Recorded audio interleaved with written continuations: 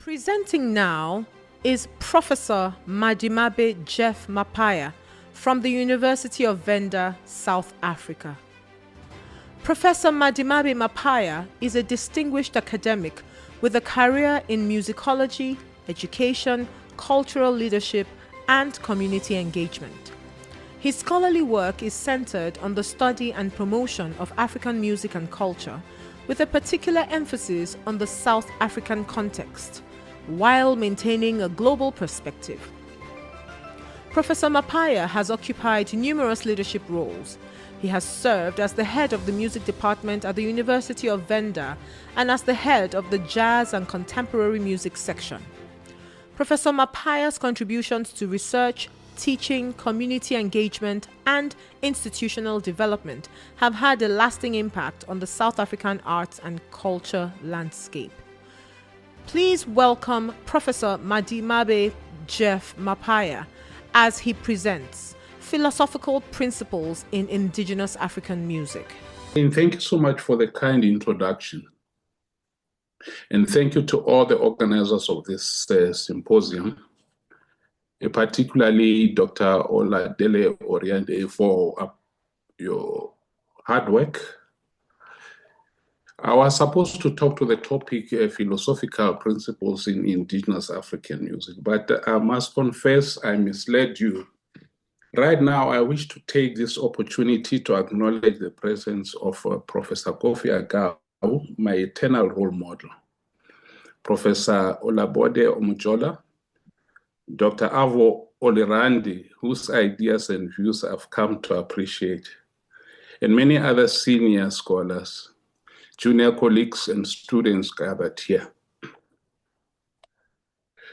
Gabriel Tuku Kimani, a brilliant Kenyan student who will soon be recognized as one of the leading scholars, identifies what he calls the three charlatans responsible for the state of the African continent. He names them as the military honcho, the politician, and the scholar. These three charlatans, as he calls them, were entrusted at independence with the task of liberating Africa from colonial vestiges. Instead, they became imposters who perpetuated tyranny and colonial mentalities while arrogating power to lord over African people. In identifying these charlatans, he points a proverbial finger towards African musicology, suggesting we are complicit in the current state of African musicology. It is safe to say that this kind of observation has haunted me throughout my relatively short career as a practicing musician, music educator, curriculum planner, and a musicologist. Throughout this career, I've been concerned with the fundamental rationale for the existence of African musicology, or the study of African music, because it does not seem to be serving Africa enough. If our scholarship is not transforming our continent, does not inform school curriculum, if it is not building wealth for our people, if it is not creating dignity for practitioners and custodians of indigenous African music, then what exactly are we doing? This presentation is part of a larger body of work that I hope to release as a book, and it comes in three distinct but interconnected parts. Each part represents a fundamental rejection of the status quo and a call for revolutionary thinking. Well, there I go, speaking like a politician again. But at least I take solace in that in this conference, I found a collaborator in Dr. Grace Olaoluwa, who seemed to echo the same sentiments.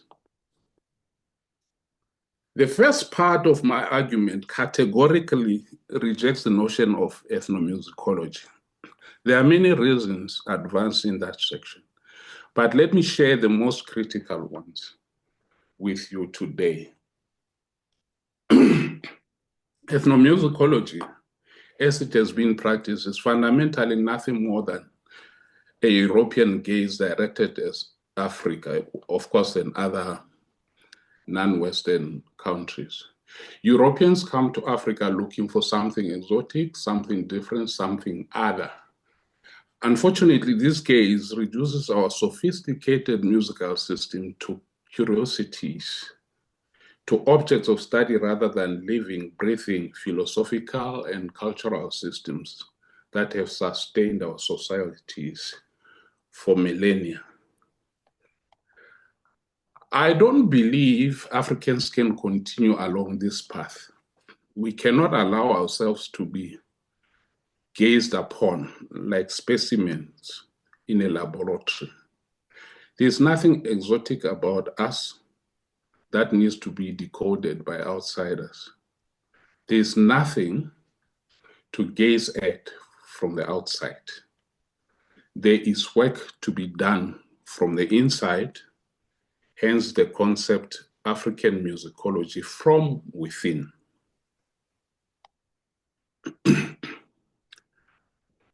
When we accept the framework of ethnomusicology, we accept a subordinate position. We accept that our music is ethnic, while Western classical music is simply music.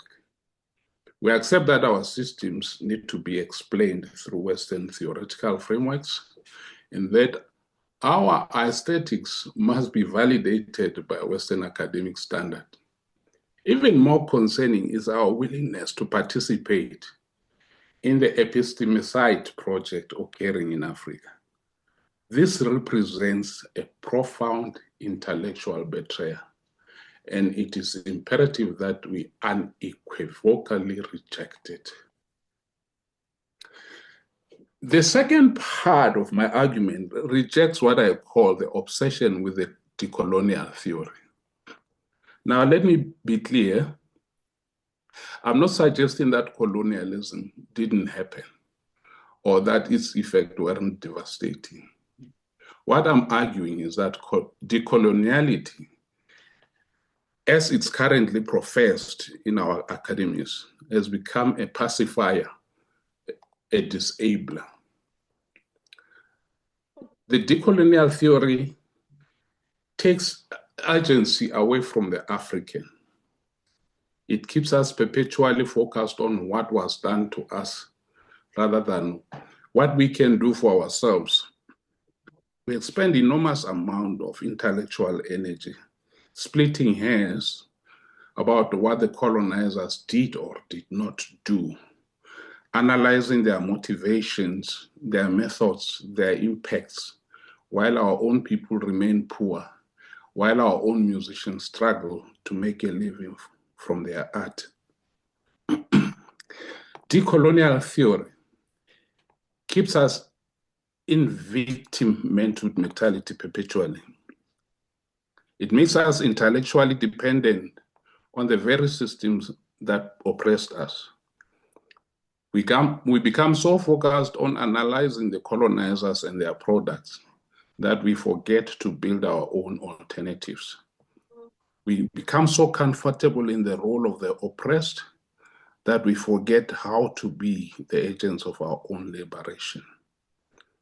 The proposition I'm making advances this argument through many sections, but the core message is simple. We must stop being students of our own oppression and start being architects of our own freedom. The third part, which for me is the most important, focus on what I call utilitarianism of African musicology. This is where we move from critique to construction, from rejection to creation. Let me share with you a profound statement from Julius Malema, one of the revolutionary politicians in South Africa. This word is a very fashionable revolution in South Africa. I'm paraphrasing his words, But he said something that struck me deeply. Today, he says, when you see an Arab in his splendor and flowing robes, in your mind, and rightfully so, you acknowledge this as a wealthy man. The Arab has used his oil endowment for his own benefit and the benefit of his people. Nothing could be truer than that statement. The Arab world has taken its natural resources and converted them into wealth, into power, into global influence. They didn't allow others to extract their oil, leaving them poor. They control the narrative, they control the extraction, they control the benefits. Today, when you see the former colonizer, you can indeed say, yes, this is a wealthy man because he has colonized and conquered many parts of the world, extracted resources, exploited labor, and built wealth for his people. The museums of Europe are filled with our artifacts. The banks of Europe are filled with gold extracted from our mines.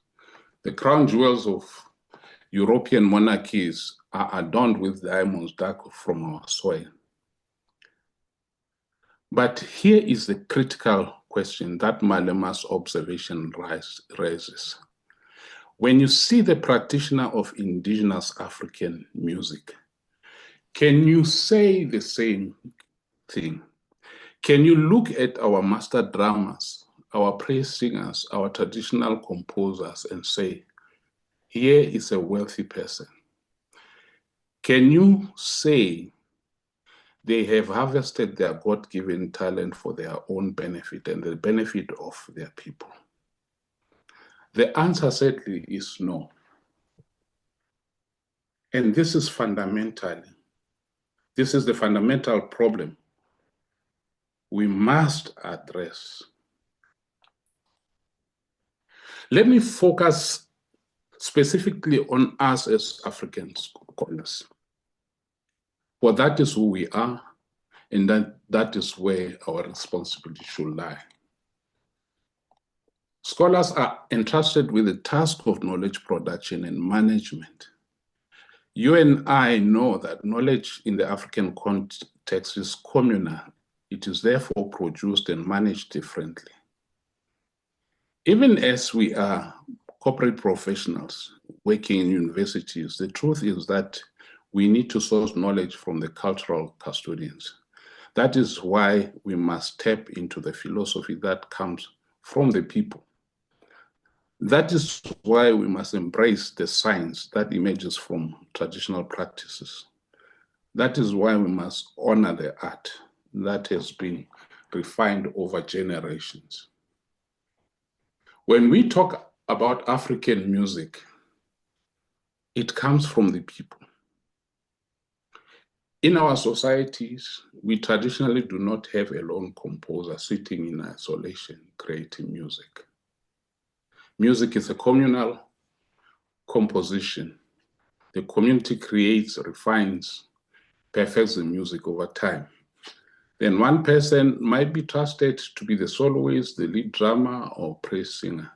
These practitioners possess the capacity to extemporize about contemporary issues as they pertain to the community. Ultimately, the knowledge is collectively owned. This awareness is crucial as we appropriately derive benefits from our musical heritage and develop modern concepts and genres. In this situation, the knowledge is communal, but we as scholars are entrusted with it so we can study it, preserve it, and advance it further. We are custodians, not owners. Yet instead of advancing this knowledge that has been entrusted to us, instead of using it to the benefit of the communities that have created, what have we done? We've used it to perpetuate our own academic tyranny. We use communal knowledge to build our individual careers. We extract traditional wisdom to write papers that gets us promoted. We use community art to establish our academic reputations. While the current situation is not inherently incorrect, the issue lies in the fact that cultural practitioners are left in a state of destitution. There is a way forward, however, and it begins with understanding the philosophical depth of what we are dealing with. I want to argue that we should investigate African music for hidden philosophies, not hidden because they are sacred, hidden because they've been overlooked, dismissed, or misunderstood by Western academic frameworks, and we are complicit. Scholars such as Fasiku and Wiredi and others have already argued convincingly that there is ordinary language philosophy, even in African language. Philosophy does not only exist in formal systems developed in ancient Greece or modern Europe. Hello, Prof. Philosophy. I just want to remind you that you have 5 minutes to go. Yes. I think I'll be within my time limit. Philosophy exists wherever, whenever humans begin thinking deeply about existence, about meaning, about the nature of reality. By extension, there's philosophy in indigenous music. If there's philosophy embedded in how we speak, there is certainly philosophy embedded in how we sing, how we drum, how we organize sound, rhythm, and harmony. If there is philosophy in African music, then we must peel back the layers. We must examine layers after layer of meaning. We must understand the cosmological assumptions that underlie our rhythmic structures. We must explore the ethical implications of the so-called call and response reserved only for African music. We must investigate the epistemological foundations of our tonal system. I'm sure we all enter research to build upon the pioneering work of Professor Kwabena Nketia, who operated in a very hostile environment, but still persisted. The task is easier now because after the groundbreaking work, we have scholars such as Kofi Agao, making Zewi, Akim Oba, Olabode Omojola, Oloranti, and many others who have been brave enough to tell all who care to listen that African music is music, full stop. This is not a revolutionary statement. African music is not ethnic music, it's not world music, it's not traditional music in opposition to some universal standard. African music is music. It has its own aesthetics, its own theoretical frameworks, and its own philosophical foundation. If African music is music, it follows then that African musicology is musicology per se. We don't need to qualify it. We don't need to apologize for it. We don't need to translate it into Western terms to make it legitimate. These realizations call on musicologists not to quickly move away from indigenous African music and jump into the comfort of already established canonical Western music forms. I understand that this move is sometimes necessary because of our economic conditions, institutional pressures, and career considerations. But we cannot make this our permanent strategy. You cannot only rejoice when you eat the fruits of a tree and then think it is unnecessary to water the roots. In fact, the stronger the roots, the sweeter the fruit.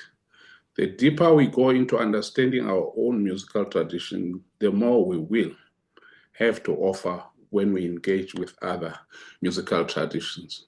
It's all well and good to delve into the various manifestations, what I call spin-offs, of African indigenous music. We can utilize our deep understanding of African musical principles to engage with jazz, gospel, Western classic music, contemporary popular music, and global fusion genres. In doing so, we inject the African spirit into these forms. But this can only happen authentically if we have a profound understanding of what that African spirit actually is. We need to pull cultural practitioners up as we move up.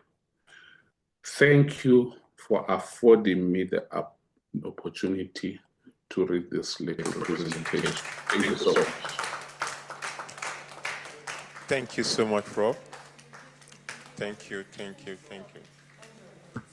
Okay, so we have a few minutes to engage, Prof. Perhaps you have questions, you have things to say, or clarifications on many of the ideas Prof has actually, put on the table for everyone. Please, you are welcome. The floor is yours. And also, our friends online, perhaps you have something you want to say, but let's just make it brief. Thank you. Prof, I just want to say congratulations for your presentation. You have really interrogated, hits the head of the needle, like the saying. The reality to academicians, the reality to musical artists, and the reality to scholars of music, the musicologists, to interrogate beyond just the values of incorporating the Western and the Africanness in our music compositions. Rather, it's a food for thought. That's all I have to say. Thank you. Thank you. Thank you so much. Okay, Prof. Thank you, Professor Mapaya, for that stimulating paper. I wanted to ask you, I know you were being, in a sense, respectful. So you didn't say much about our symposium on African art music. And so I want to draw you out on that. What do you think of the African art music? Sorry, this is going to be a long, this would take too long an answer, but I would just like to hear a comment about, the enterprise of African art music in the way that you are thinking about it philosophically. Thank you, Prof. Well, I'm saying education eventually means having the ability to utilize the tools at your disposal. So if the African musical art is a vehicle through which I, as a composer, would want to contribute to the body of knowledge, so be it. But then I must be very conscious that if I take elements or claim to take elements from the culture, such exercise should be well acknowledged. And then I strongly believe that as we move in that direction, we should also think about how do we nurture and nourish the environment from which we take. I have no skin in the debates whether it's right or wrong. I think as far as music is concerned, it's a personal choice. But my appeal to African scholars is that we cannot take and take and take. At some point, we have to give. And then I'm not sure if the concept of African musical art has in their agenda the notion of giving developing that village person from which we are taking. That's my take. And I think it applies across all other forms of music, Prof. Thanks so much, Prof. Thank you. Okay, we have a few minutes left. Okay.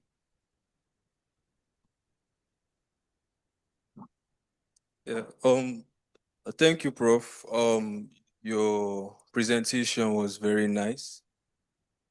Your presentation was very nice, and it really touched me, you know, because the parts that you talked about the colonial masters, like when people always complain about colonialism and everything, I strongly agree with that point, because it's like you just give excuses. Like, yes, there was damage done, and yes, there was also some benefits. But the question is, what are we doing going forward? And that was a very important and vital point. And I just genuinely believe that your presentation, you know, it's a highlights a lot about us understanding our own music and not being apologetic. You know, when you said it's not about African music, it's not about any that, it's about that all is music. You know, that part really struck a chord with me, and I really appreciate your presentation, Prof. Thank you. Thank you. Yeah, let's have Mr. Kolawole. Mr. Kolawole Gani Kalen. Yes. Wow. Professor Mapaya, thank you again and again. I'm so happy that I am able to listen to you once again. And this time it is in the presence of the amiable professors that have really inspired my thinking, Professor Gao, Professor Mojala, you know. Your bold and unapologetic vision is absolutely fantastic from my perspective. You've not only dismantled the colonial scaffolding around African music scholarship, you have also laid the groundwork for new intellectual order built from within. I completely agree that African music must be studied on its own terms, as a system of knowledge, not as an object of curiosity. I mean, I've written down so many of your quotations today that I'm going to use in my writing. But I'd like to ask a question. How do we institutionalize this African musicology from within?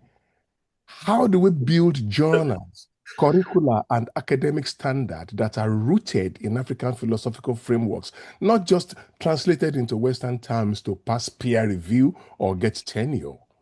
And equally, what mechanism can we create to ensure that our scholarship materiality empowers the practitioners and communities who are the true custodians of this knowledge? Because if we succeed in decolonizing our theories, but still leave our master drummers in poverty, then the structure remains extractive, just with a different accent. Thank you, Doc. I don't know whether I should answer you. There's something that is currently happening, and perhaps if I had an opportunity in this forum, I would ask the conveners to give me 5 minutes at some point to speak to what is brewing. And what is brewing would need a serious collaborative effort from all regions of Africa, including the diaspora. We are starting an African Musicology Institute at the University of Venda. It will be an institute of a different kind. We are taking advantage of the opening up of space. We want students to have access to the best of minds Africa can give. This is now possible because I'm sitting here in Venda and I'm able to speak to Professor Agau now. So it will take too much of the the organizers' time if I were to go into details. But we are trying to sign a memoranda of understanding with all institutions that are concerned with the development of African musicology from within. That is our tag. We've had the privilege of taking a presentation from Professor Kidula, and then we promised that we'll convene an international gathering where scholars have to decide what they want to do with this African music now, because otherwise we are charlatans, as one of my students call us. Thank you.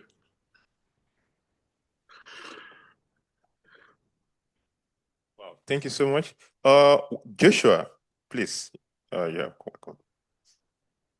Thank you very much, Prof, for such a thought-provoking paper.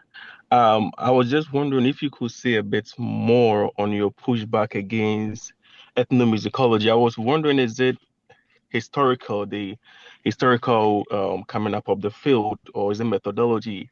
And my question is based on the understanding of how the field has grown today, because we have a lot of African scholars on the continent in a way also engaging the field and pushing back in so many ways. So I'm wondering if you could speak more on it. And also the concept of African musicology. I'm wondering if we don't end up falling into the same trap of sort of isolating the scholarship, at least from your paper. You just said it's music, full stop, right? So if we end up adding African musicology, don't we end up creating that same sort of division? Then we're going to have European musicology, and then we keep on going. So I would like to hear more of your thoughts on these two, if there's time. Thank you.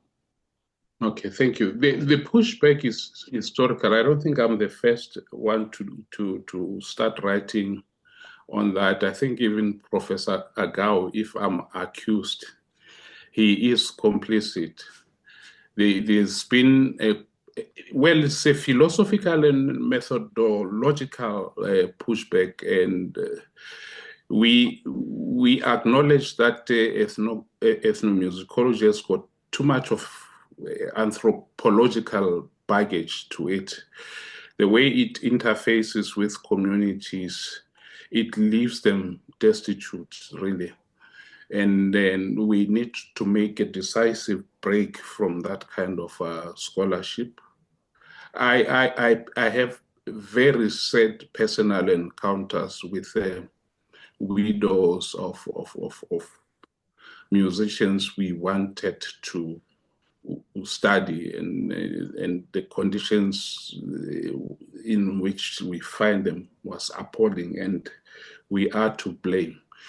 So others have gone, they've come and they did what they did, they got positions, fine.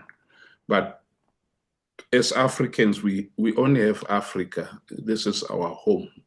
And then we are born of a people, we must go back to those people and try to rectify what we think has gone wrong because of scholarship. That is our responsibility. Now, African musicology, yes, it is how Africans do musicology. It does not speak to whether it is African musical art. It does not speak whether it is Afrobeat. It does not speak whether it is EDM or Amapiano. We want Africa to be fully engaged in deciding, defining, and theorizing, abstracting about the products that they produce across the board. So ethnomusicology is not capable of doing that. African musicology is capable of doing it. We're looking at gospel, reggae, everything that an African produces becomes the object of our study. And Thank you so people much. should get PhD in Amapiano or in Afrobeat, because that's what we do. Thanks so much, Rob. I have a question for you. I think it's twofold. The first layer is the relevance, the concept of this concept, Africa itself. Talking about African musicology, are you considering the diasporic connection? Yes. Because right now in the global space, we now talk about global Africa, global Black culture, global Black color. Are you considering the works in the African American cultures, the African works there? Are you considering Cuba?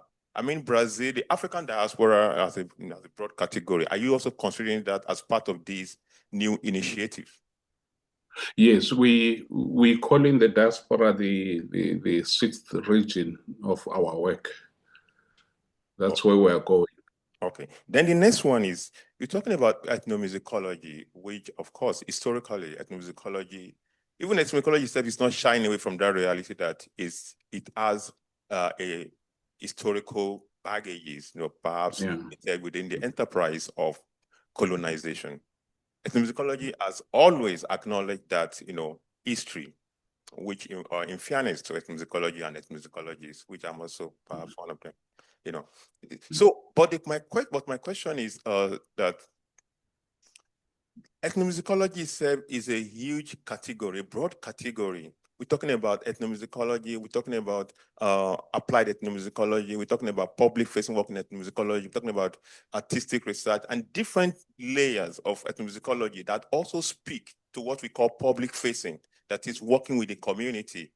I'm also saying it also because I was telling somebody yesterday that I'm also a kind of a product of South Africa in terms of intellectual tradition, because I'm trained in South Africa. My own doctoral was in South Africa. My master's, my entire study as a scholar is in South Africa. So I'm also a son, an indigenous. I belong to that history. But the question, even in South Africa, there are layers of ethnomusicology in terms of practice. We have applied work, we have different work. So, but you're saying ethnomusicology is not doing so, but ethnomusicology is doing a lot in the community. Where are you putting this in your conceptualization of ethnomusicology? Well, remove yourself from ethnomusicology, you see that ethnomusicology cannot do anything for Africa. You are a product of an ethnomusicology program, but you are a son of Africa. So it is possible to go into a liquor store, buy liquor, but still go home and be a son and a father to your family. So that you imbibed poison doesn't make you guilty. So I think the sooner we disabuse ourselves of concepts such as ethnomusicology, the sooner. Whether there would be, terminology gymnastics to disguise it, to polish it, we should be vigilant that it has not served us. We need African musicology as defined by the Agaus, as defined by Kwabena Nketia, and that is what will actually finally make a connection with indigenous practitioners. Okay, Prof. I think, thank you so much. We are definitely, a work in progress. Even ethnomusicology is a work in progress. And if you see the history in the last 40 years, we can say ethnomusicology is actually not what it used to be. Of course, this is not me defending ethnomusicology, but this is me wearing the cap, like you said, a son of Africa. Yeah, so wearing a cap as an African also, Yes, Doctor, just before you go, I want you to be the disciple of Nzewi. I want you to be the disciple of Agao rather than of some institutions that are responsible for our poor condition. Let's not be beholden to the little privileges that we got elsewhere. Let's listen to what our elders are pointing us to and see if we can shed all that and join forces in building this academically sound, according to me, a commitment to the continent. Wow, Prof. It's always good listening to you. Thank you so much. Thank you, sir. Thank you. Thank you so much. Thank you. Okay.